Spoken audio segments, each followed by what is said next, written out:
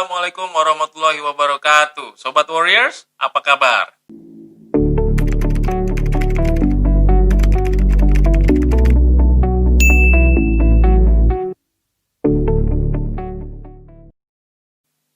Senang sekali hari ini kita bisa bertemu lagi di channel YouTube Motivator Beasiswa. Sobat Warriors, kemarin saya sudah posting video terkait tentang pentingnya IPK, ya, standar IPK atau standar GPA yang kita perlukan untuk melamar beasiswa di manapun, oke, termasuk di negara Amerika, di negara Inggris, kemudian di negara Australia dan negara-negara lainnya, dan itu mengcover beberapa beasiswa. Kurang lebih di video tersebut saya sebut sekitar 10 beasiswa. Jadi Sobat Warriors, pastikan ya untuk melihat video saya sebelumnya dan juga video-video sebelumnya.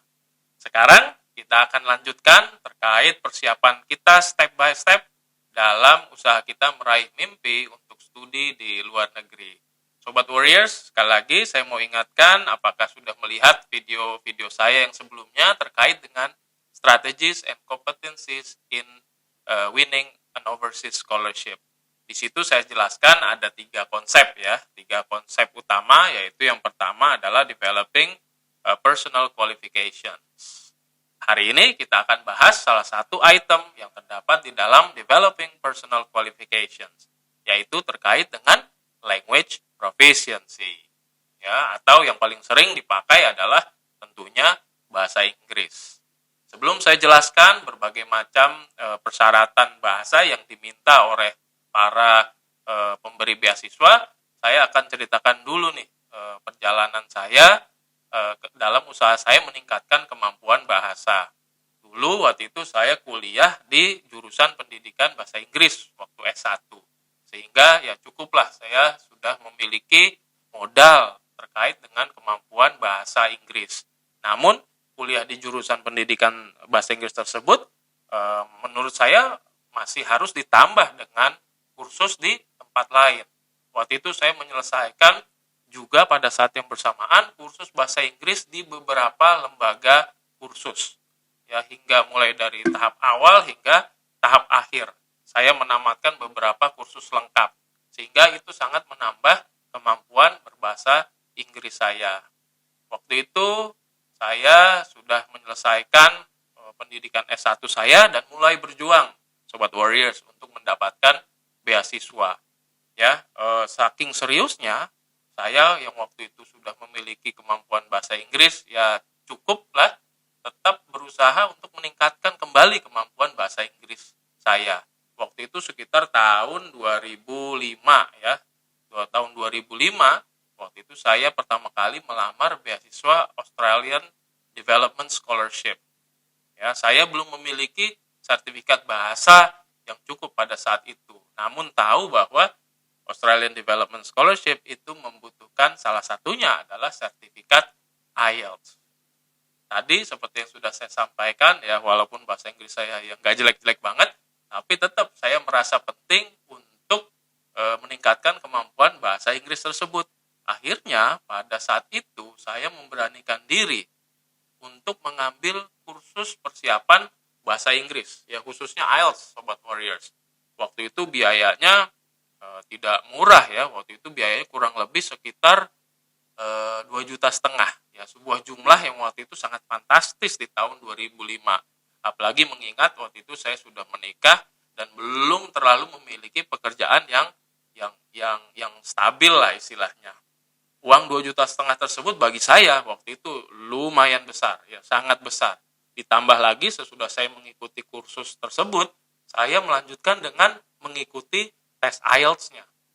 Biayanya dari mana? Lagi-lagi itu dari saya pribadi, Sobat Warriors.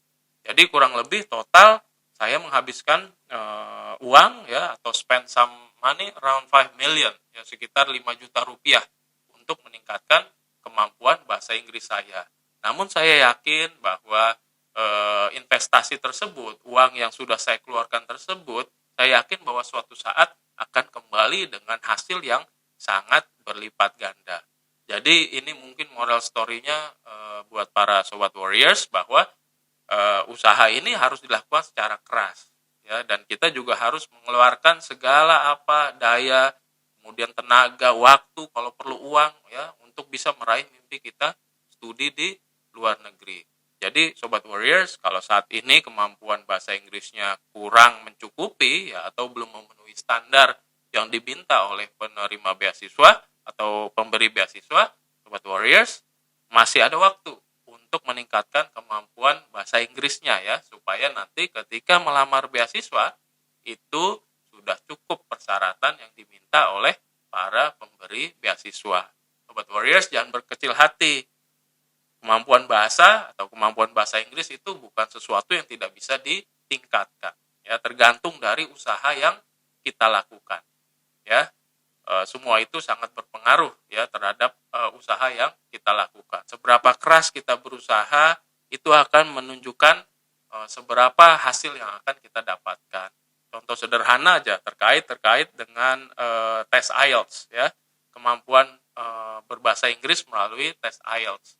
Kalau saat ini kita sedang berada di dalam kondisi nilai kurang lebih misalkan 5 atau 5,5, dengan usaha keras, ya, usaha maksimal, berlatih dan juga berlatih, ya, baik itu secara otodidak maupun melalui kelas-kelas formal, dalam waktu 3 bulan, ya, insya Allah kita akan bisa meningkatkan nilai skor IELTS tersebut minimal 0,5 poin, ya. Jadi sobat warriors, sekali lagi saya menghimbau supaya tidak berkecil hati jika saat ini skor bahasanya belum cukup, ya.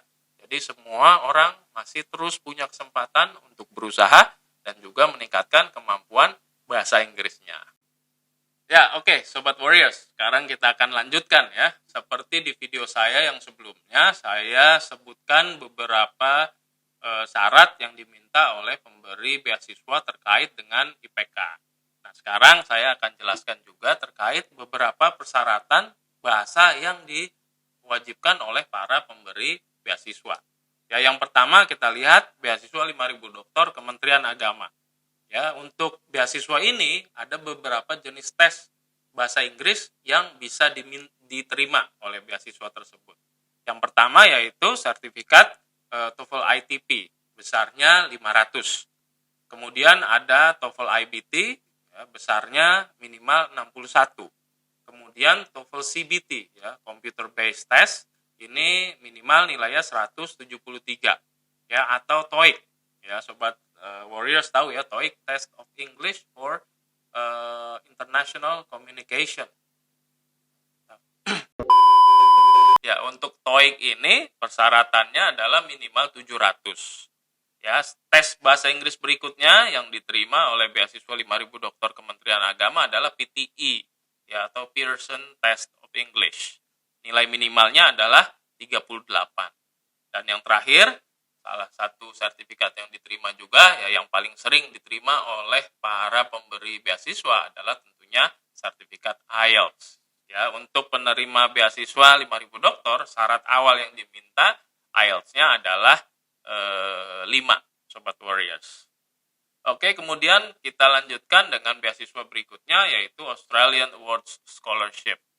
Ya, untuk beasiswa AAS ini syarat bahasa Inggrisnya kurang lebih bisa dicapai melalui tes IELTS minimal 5,5. Ya, atau di internet based TOEFL itu nilainya 69. Ya, atau di Pearson Test of English, ya, atau PTE Academic itu nilainya 46. Ya, atau di TOEFL paper base itu masih diterima yaitu di angka 525. Namun untuk beberapa applicants yang berasal dari geographical focus area dan juga people with disabilities, skornya sedikit lebih rendah. Sebagai contoh, IELTS itu syaratnya adalah 5,0 atau 500 di paper based TOEFL, kemudian 59 di internet based TOEFL atau 38 di Pearson Test of English atau PTE tersebut. Nah, untuk PhD applicants skornya tentunya lebih tinggi. Untuk IELTS itu disyaratkan minimal 6,0, sobat warriors. Kemudian 550 ya untuk paper based TOEFL-nya dan 79 di Internet Based TOEFL, serta 54 di PTE Academic atau Pearson Test of English ya, yang akademik. Nah, enaknya di Australian Awards Scholarship itu adalah syarat minimal untuk kita bisa diterima sebagai penerima beasiswa. Nanti setelah diterima, nanti kita akan di training bahasa sesuai dengan nilai IELTS yang kita dapatkan. Ya, misalkan Sobat Warriors dites terus kemudian dapat skor IELTS-nya itu sekitar 6 misalkan. Nah, itu nanti akan diberikan pelatihan bahasa, ya, pelatihan akademik sesuai dengan durasinya. Setahu saya dimulai dari 6 minggu hingga maksimal itu 9 bulan. Ya, keren ya. Jadi kalau bisa dapat beasiswa dari Australian Awards Scholarship, itu nanti kita akan bisa meningkatkan kemampuan bahasa Inggrisnya juga sebelum kita berangkat menuju kampus impian. Kemudian selanjutnya yaitu beasiswa LPDP, ya, salah satu beasiswa prestigious ya yang berada di Indonesia. Ini kemampuan TOEFL ITP-nya yang untuk magister dalam negeri ini minimal TOEFL ITP 500. Kemudian ada TOEFL IBT 61, ada IELTS 6,0, ada TOEIC juga 630. Ya, atau ada juga persyaratan TOEFL ya, atau Test of Arabic as a Foreign Language sebesar 500 bagi program studi atau calon mahasiswa yang akan masuk di perguruan tinggi Islam. Kemudian untuk program magister luar negeri kurang lebih syarat TOEFL IBT-nya itu 80, kemudian IELTS-nya 6,5 atau TOEIC 800 atau TOEFL 550. Untuk mendaftar program doktoral luar negeri, ini diminta skor yang lebih tinggi Sobat Warriors. TOEFL IBT-nya 94, kemudian IELTS, wah ini cukup tinggi ya, 7,0, lalu kemudian TOEIC 850. Ya, TOEIC itu nilai paling tingginya hampir 1000 kalau nggak salah. Ya, jumlah paling tingginya. Jadi 850 itu sudah cukup tinggi. Kemudian untuk beasiswa berikutnya yaitu beasiswa Monbusho ya dari Jepang. Ini TOEFL IBT-nya 72 atau IELTS-nya 5,5. Ini standar minimumnya ya Sobat Warriors. Kemudian kita berlanjut ke beasiswa DAAD ya atau beasiswa dari pemerintah Jerman. Ya, untuk perkuliahan yang menggunakan bahasa Jerman ini ada syarat tertentunya juga, yaitu ada untuk level DSH 2 atau tes DAF 4 dengan level minimum A2. Sedangkan untuk perkuliahan yang mempergunakan bahasa Inggris diminta skor IELTS-nya minimal band 6 ya atau TOEFL PBT 550 atau CBT 213 atau TOEFL IBT 80. Kemudian apalagi nih Sobat Warriors, beasiswa selanjutnya yang ada di list saya yaitu Fulbright Scholarship ya bagi yang mau melanjutkan studi di Amerika Serikat. Nah, ini sudah diminta skor TOEFL IBT-nya 79 ya atau IELTS-nya 6,5. Kurang lebih itu Sobat Warriors, saya cuplik beberapa syarat bahasa Inggris yang diminta oleh beberapa pemberi beasiswa. Ya, tentunya list tersebut bisa Sobat Warriors cari lagi ya, disesuaikan dengan jenis-jenis beasiswa yang Sobat Warriors mau tuju. Tentunya mereka memiliki persyaratan yang tidak sama. Saya perlu ingatkan juga Sobat Warriors bahwa ketika kita melamar beasiswa, jangan sampai kita mensubmit sertifikat-sertifikat yang tidak resmi. Ya, misalkan sering kita dengar ada istilahnya IELTS prediction atau TOEFL like ya, atau TOEFL prediction dan lain sebagainya. Rasanya tidak ada pemberi beasiswa yang bisa menerima tes-tes tersebut atau sertifikat-sertifikat tersebut sebagai syarat yang diterima oleh mereka. Jadi masing-masing punya persyaratan tersendiri dan biasanya tes-tes yang mereka bisa terima, sertifikat yang mereka terima adalah sertifikat resmi yang sudah dikeluarkan oleh lembaga-lembaga yang memang sumber utama tes tersebut. Jadi Sobat Warriors, terus tingkatkan ya kemampuan berbahasa asingnya, terutama bahasa Inggrisnya, dan yakinlah selalu bahwa dengan usaha keras kita akan terus meningkatkan kemampuan berbahasa kita. Oke, Sobat Warriors, rasanya cukup saja video kita hari ini. Nanti kita akan sambung lagi dengan tema-tema berikutnya yang tidak kalah menarik. Pokoknya channel YouTube Motivator Beasiswa ini berusaha untuk menyajikan persiapan usaha mendapatkan mimpi studi di luar negeri dengan cara step by step, ya, pelan-pelan, ya, step by step, sehingga semuanya bisa lebih jelas dan lebih terukur. Jadi stay tune ya dengan channel YouTube Motivator Beasiswa. Jangan lupa untuk like, share, dan juga subscribe. Serta jangan lupa tombol lonceng juga dipencet. Oke, Sobat Warriors, sampai ketemu lagi di video-video kami berikutnya.